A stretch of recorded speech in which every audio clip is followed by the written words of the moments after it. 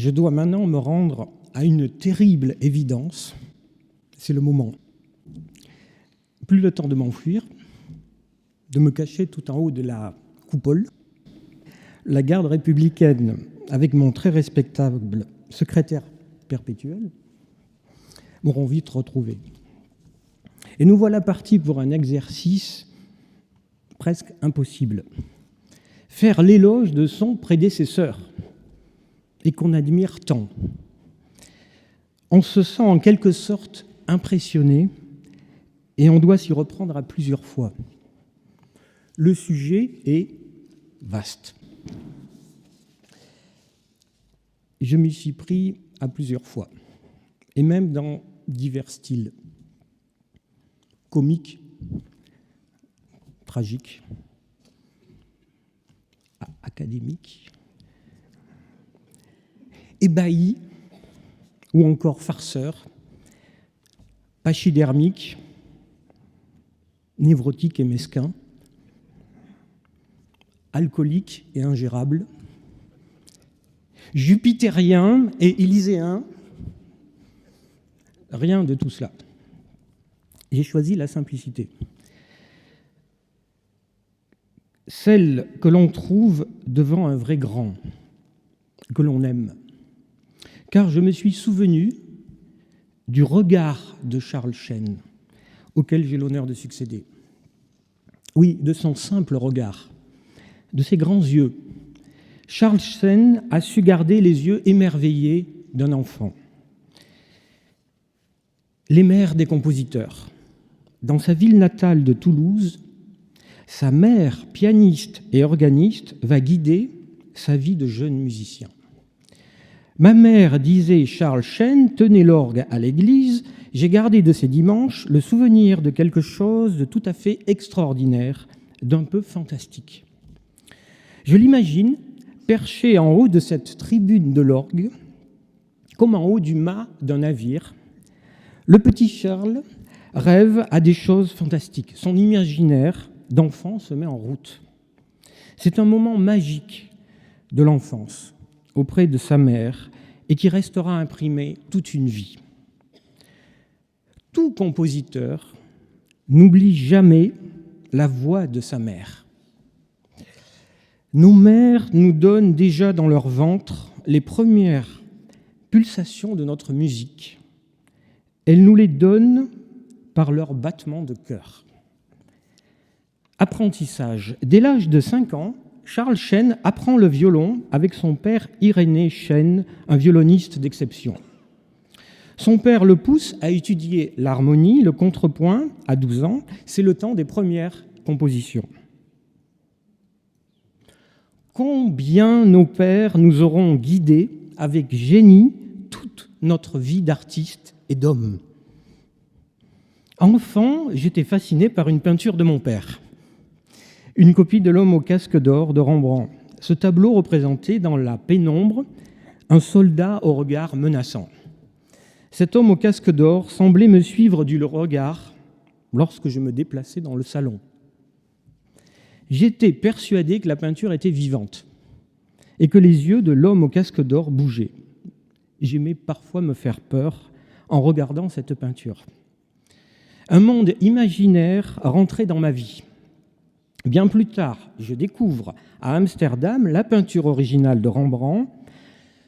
C'était une bien pâle copie de la peinture de mon père. Car les yeux de l'homme au casque d'or ne bougeaient pas.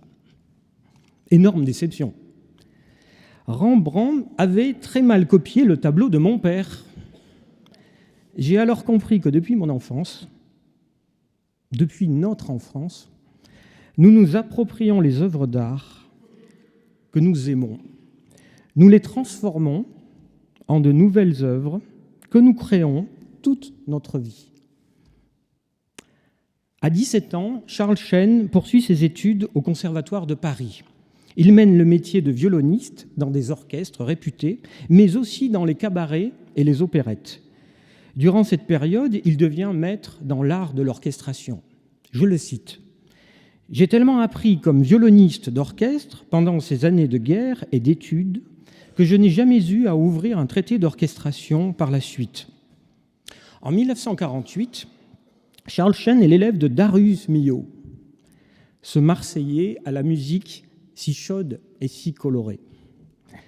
Lors de ses études, l'un de ses professeurs du conservatoire lui dit « Ah, vous n'en faites qu'à votre tête. » Quel merveilleux défaut pour un compositeur. Si nous sommes d'ailleurs tous réunis aujourd'hui sous cette prestigieuse coupole, c'est bien parce que nous n'en faisons qu'à notre tête depuis notre enfance. Lumière de Rome.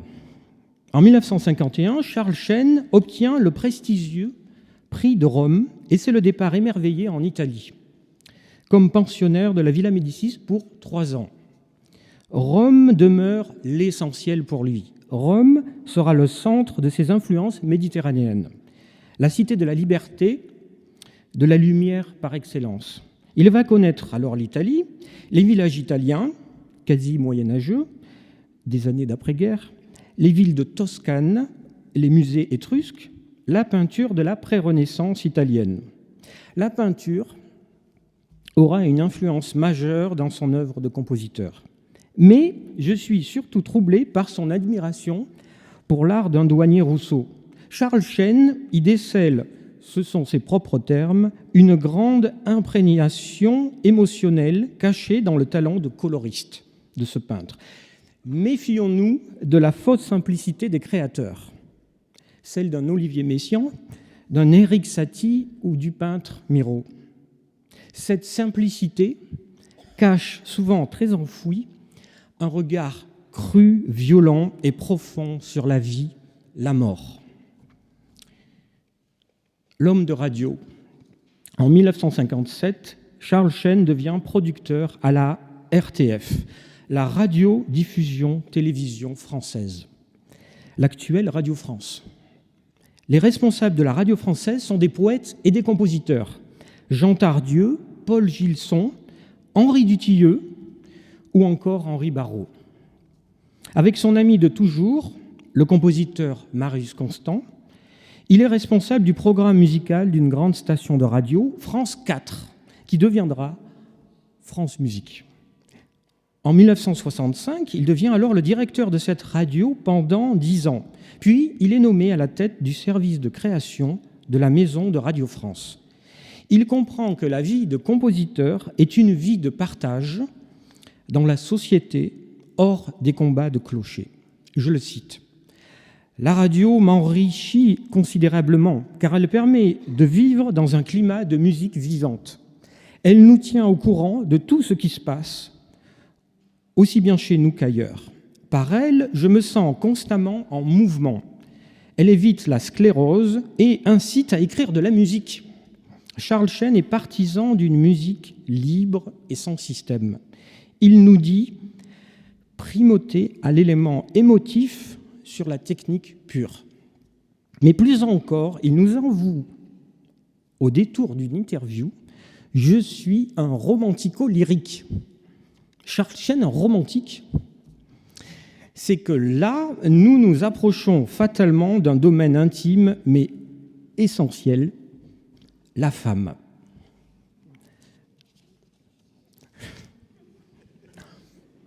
Lors de ses études au conservatoire, dans les années 50, Charles Cheyne rencontre une jeune pianiste, Odette Decaux. Elle étudie le piano, l'harmonie, l'histoire de la musique et la musique de chambre. Odette et Charles forment un duo de musiciens inséparables. Odette sera son épouse pendant près de 70 ans. Dans l'amour absolu et éternel, 1 + 1 n'égale pas 2, mais l'infini.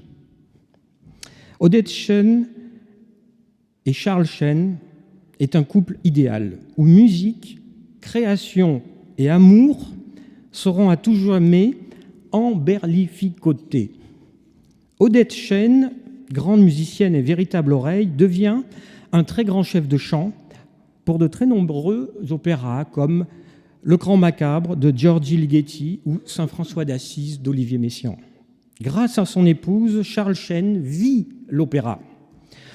Odette a été, pour reprendre ses propres termes, la chance de sa vie, accompagnant toutes ses grandes créations, ses œuvres pour piano, toutes écrites pour elle, et ses opéras. Il nous dira d'elle, elle sait exactement tout ce que j'ai pensé, tout ce que j'ai imaginé, une musique incluant la passion émotionnelle. Vous vous rendez compte ? Une épouse qui sait exactement ce que l'on pense. Vous imaginez le danger si une telle chose est possible? Une phrase de Sacha Guitry sur les femmes me revient à l'esprit. Je suis contre les femmes. Tout contre. Comme Sacha Guitry, soyons donc tout contre les femmes. Hâtons-nous de composer de la musique tout contre les femmes, faisant absolument tout, mais tout contre les femmes. Bon, là je m'égare. Revenons à notre sujet. Temps oriental. À 22 ans à Marseille, je rencontre pour la première fois Charles Chesne. Un grand festival de musique à l'abbaye de Saint-Victor lui rend hommage. Et le compositeur est présent durant le concert. Son épouse Odette interprète sa suite pour piano Mzab, inspirée par un voyage au Sahara algérien. J'écoute cette musique à la fois incantatoire, méditative, percutante. Et ce soir-là, je voyage dans mon esprit. Je voyage vers l'Afrique, comme si cette abbaye, tout proche du Vieux-Port, se décollait du sol et quittait le port et traversait la mer Méditerranée. Charles Chesne nous décrit poétiquement cette œuvre comme une lointaine rémanence fugitive de sonorités locales, dans une appréhension tout orientale de ce temps, prisonnier d'un processus obsessionnel. Il ajoute « Alors le rêve s'incarne, intemporel, dans la musique qui s'écoule dans son temps propre. » Cette abbaye de Saint-Victor a peut-être bel et bien bougé, navigué sur les mers.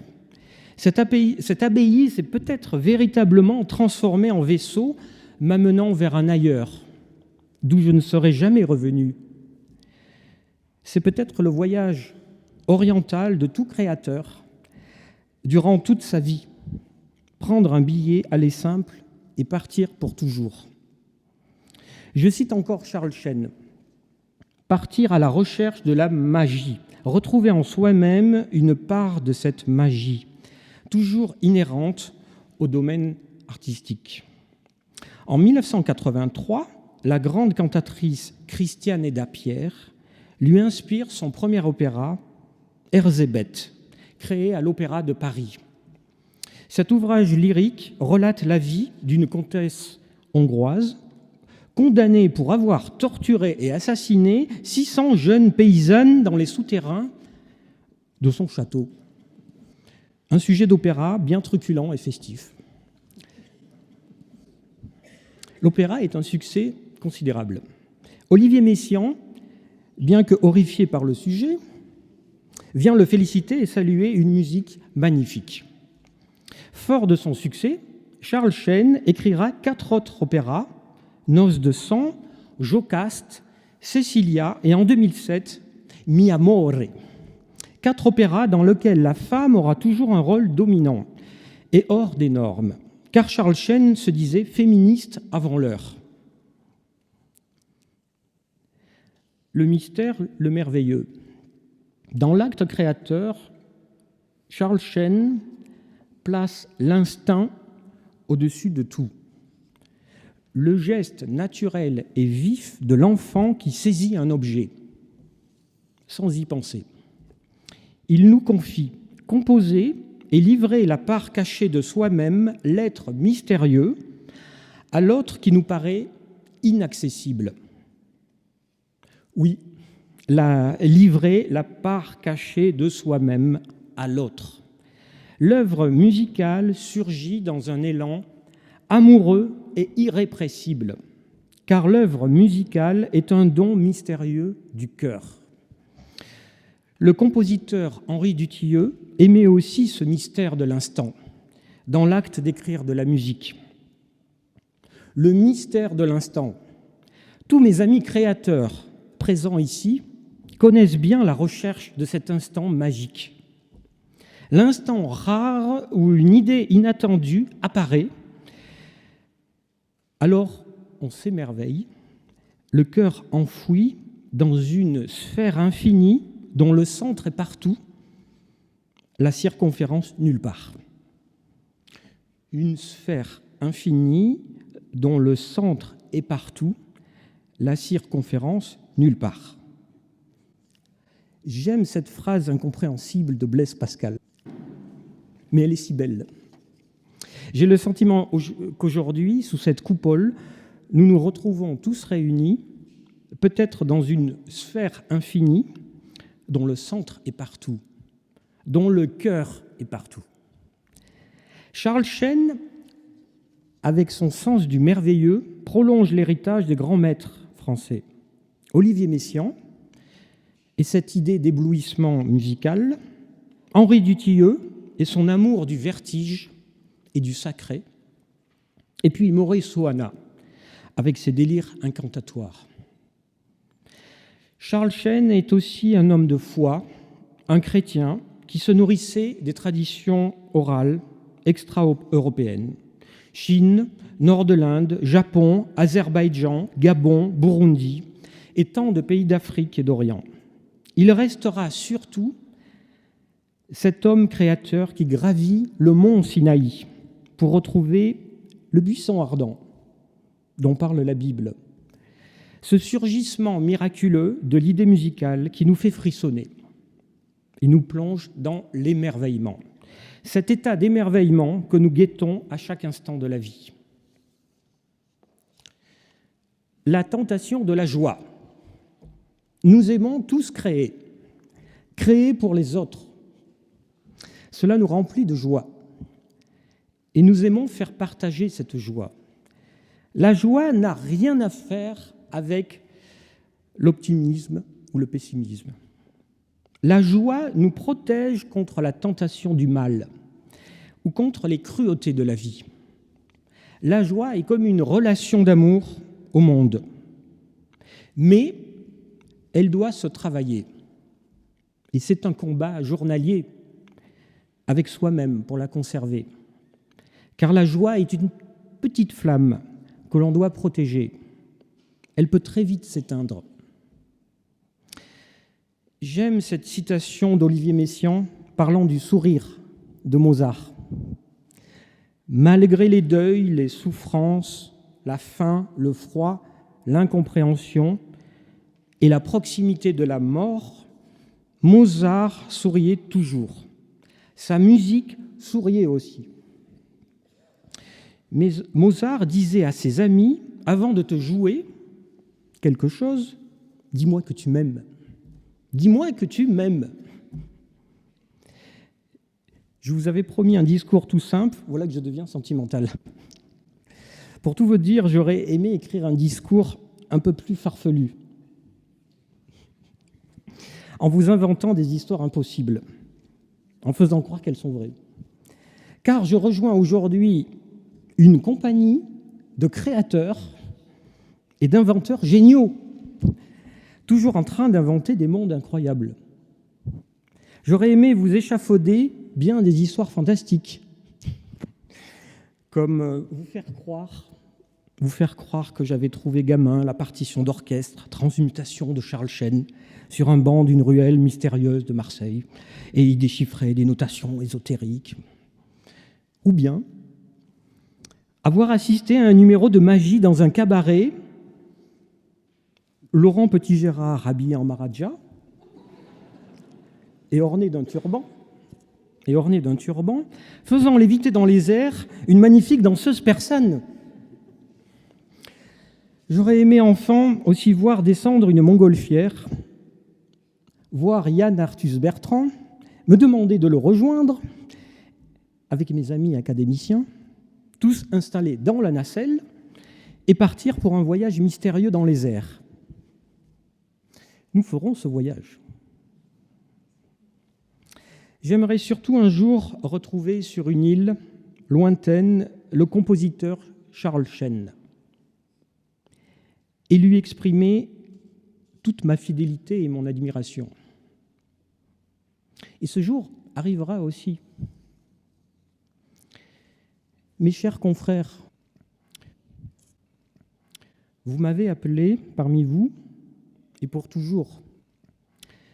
Je vais partir avec vous dans cette montgolfière dorée, qui est cette coupole, pour ce voyage dans les airs, en prenant place à ce 7e fauteuil de la section composition musicale. Je succède à de bien illustres prédécesseurs, Olivier Messiaen, Marius Constant, Charles Chesne.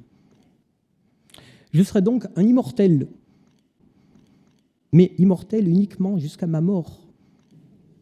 Pour terminer, qu'il me soit permis de vous raconter une anecdote. Le 26 octobre 2017, je traverse le quai Conti, j'entre dans le palais de l'Institut de France et je rencontre pour la première fois le poète, romancier et dramaturge René de Obaldia, de l'Académie française. C'est un coup de foudre amical. Nous nous sourions, nous rions, et puis nous parlons de choses fondamentales. Le Porto, les courses de puces dans un camp de prisonniers en Pologne, Michel Simon et sa relation particulière avec sa guenon Zaza. Et puis je demande à René de Obaldia, mais quel est le secret de votre longévité ? Il me répond aussitôt, je m'ébobie de la vie chaque matin à mon réveil. S'ébobir. J'adore ce mot de la langue française. Il me dit alors, j'ai l'impression que la vie est un songe. Non. Je lui réponds, oh oui, c'est possible. Oui, c'est peut-être vrai que la vie est un songe. Je commence à mieux comprendre ce qu'il voulait me dire. Vivre la vie comme dans un songe. Ce jour-là, René de Obaldia m'a donné une grande leçon de vie que je garderai toujours en mémoire. S'émerveiller. Oui, ne jamais oublier de s'émerveiller. S'ébobir. C'est une simple question d'entraînement, en fait. Mes chers confrères, c'est une joie indescriptible de rejoindre votre compagnie. Je suis assez ébobi. Je suis en train de vivre aujourd'hui, grâce à vous tous, un moment essentiel de ma vie, délicieusement perdu dans un songe. Merci.